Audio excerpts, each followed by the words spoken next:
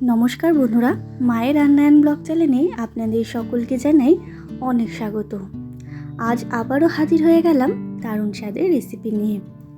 আমার আজকের রেসিপি আমের কেক। পাকা আম থাকতে থাকতে এই রেসিপিটা একবার বানিয়ে খেয়ে দেখুন।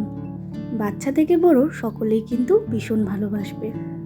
তো চলুন দেখে নেওয়া যাক কিভাবে তৈরি করলাম এই পাকা আম দিয়ে কেকের রেসিপিটা। আমার এই রেসিপিটা জানতে সম্পূর্ণ ভিডিও দেখতে হবে। তার আগে যারা এখনও চ্যানেলটাকে সাবস্ক্রাইব করেননি তারা অবশ্যই চ্যানেলটাকে সাবস্ক্রাইব করে পাশে থাকা বেল আইকনটা ক্লিক করে রাখবেন। তো এখানে দুটো আমি পাকা আম নিয়ে নিয়েছি কেকটা তৈরি করার জন্য। এরপরে আম দুটোকে কিন্তু আমি কেটে পাল্প বের করে নেব। এদিকে একটা পাত্র নিয়েছি, তার মধ্যে একটা বড় ছাঁকনি নিয়েছি। দিয়ে দিলাম পরিমাণ মতো ময়দা। এখানে আমি 1 বাটি পরিমাণ ময়দা দিলাম। ময়দাটাকে কিন্তু একটুখানি ছাঁকনির সাহায্যে ছেঁকে নিলাম। এরপরে দিয়ে দিচ্ছি 1 চামচ মতো বেকিং পাউডার আর 1/2 চামচ মতো বেকিং সোডা। তারপরে এই দুটোকেও একটু ছেঁকে নিয়েছি। তারপর আবারও বাটির মধ্যে কিন্তু দিয়ে দিচ্ছি আমের পাল্পটা। আমের পাল্পটা দিয়ে কিন্তু আমি মিক্সিং জারে একটুখানি পেস্ট করে নিয়েছিলাম, তাতে এটা ভীষণই মিহি হয়ে যায়। আর দিয়ে দিচ্ছি গুঁড়ো করে রাখা চিনিটাকে আমি আগেই গুঁড়ো করে রেখেছিলাম। তারপরে দিয়ে দিলাম গুঁড়ো দুধ, আর দিয়ে দিলাম 1/2 কাপ মতো রিফাইন্ড অয়েল।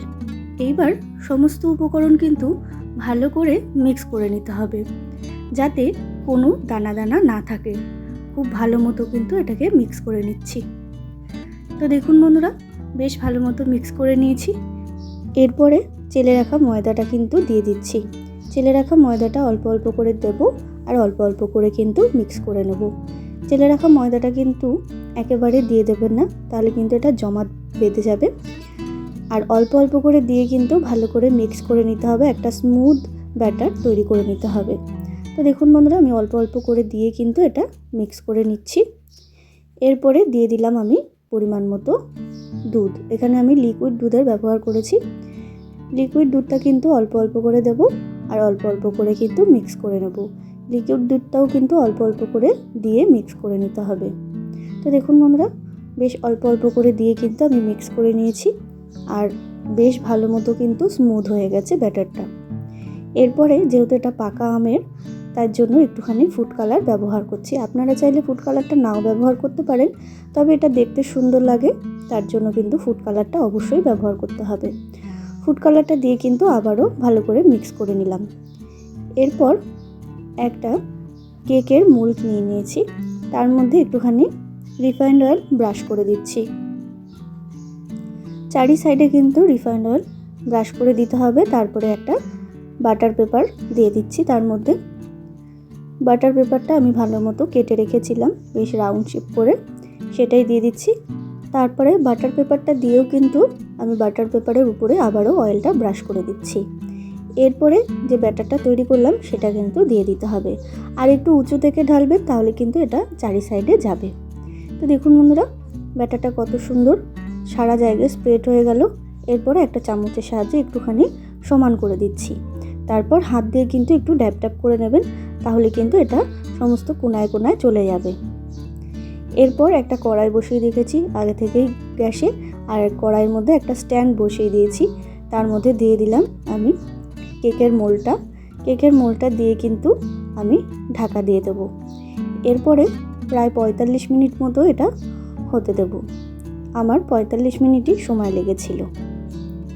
তো দেখুন বন্ধুরা, প্রায় 45 মিনিট পরে ফিরে আসলাম। কেকটা কত সুন্দর ফুলে গেছে দেখে বুঝতেই পাচ্ছেন। আমি একটা টুথপিকের সাহায্যে কিন্তু ভেতরটা দেখে নিচ্ছি। একটুখানি ভেতরটা এখনও কাঁচা রয়েছে, তার জন্য কিন্তু আমি আবারও 5 থেকে 10 মিনিট একটুখানি হাই ফ্লেমে দিয়ে দিয়েছি। আর যখন কেকটা দেবেন তখন কিন্তু একটু 10 মিনিট মতো হাই ফ্লেমে, আর তারপরে বাদবাকি সময়টা কিন্তু লো ফ্লেমেই থাকবে। আমার কিন্তু একেবারে তৈরি, একেবারে বেকড হয়ে গেছে কেকটা। তারপরে একটু ঠান্ডা করে কিন্তু আমি একটা প্লেটের মধ্যে নামিয়ে নিচ্ছি।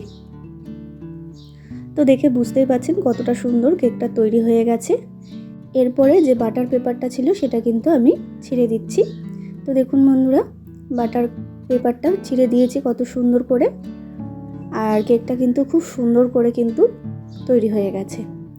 এরপরে উল্টে দিলাম। তো দেখুন বন্ধুরা, ঠিক এইভাবে কিন্তু বাড়িতে খুব সহজেই পাকা আম দিয়ে আপনারা কেক তৈরি করে নিতে পারেন। বাচ্চা থেকে বড় সকলেই কিন্তু এটা ভীষণই পছন্দ করবেন। তো বন্ধুরা, আমার এই রেসিপিটা কেমন লাগলো অবশ্যই কমেন্ট করে কিন্তু জানাতে ভুলবেন না। আর আমি আপনাদের দেখিয়ে দিচ্ছি এটা কতটা পরিমাণ নরম হয়েছে। আমার এই কেকের রেসিপিটা যদি ভালো লেগে থাকে তাহলে অবশ্যই একটা লাইক, শেয়ার, কমেন্ট করবেন। তো দেখে বুঝতেই পারছেন বন্ধুরা কতটা সুন্দর কেকটা তৈরি হয়ে গেছে। কেকটা কিন্তু ভীষণই নরম হয়েছিল আর ভীষণই টেস্টি হয়েছিল। তো বন্ধুরা, যারা এখনও আমার চ্যানেলটাকে সাবস্ক্রাইব করেননি তারা অবশ্যই চ্যানেলটাকে সাবস্ক্রাইব করে আমার পাশে থাকবেন নিত্য নতুন ভিডিও দেখার জন্য। আবারও হাজির হয়ে যাব নতুন কোনো রেসিপির সাথে। ততক্ষণের জন্য ভালো থাকবেন। ধন্যবাদ।